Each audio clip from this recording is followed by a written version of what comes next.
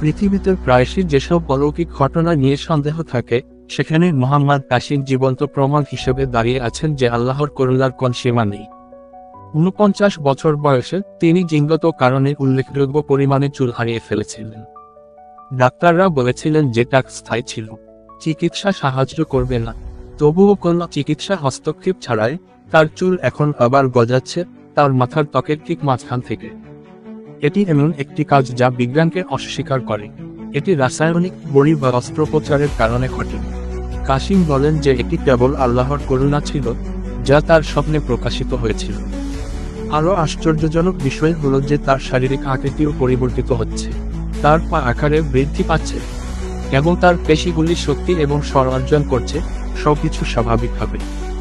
যদি একটি কেস বছরের পর বছর ধরে বার্ধক্যজনিত লক্ষণগুলিকে বিপরীত করতে পারে, তাহলে সামনে কি সম্ভাবনা রয়েছে? এটি লক্ষ লক্ষ লোকের চিকিৎসার মূল চাবিকাঠি হতে পারে যারা চুল পড়া এবং অন্যান্য বয়স সম্পর্কিত অবস্থার কারণে নীরবে ভুগছেন।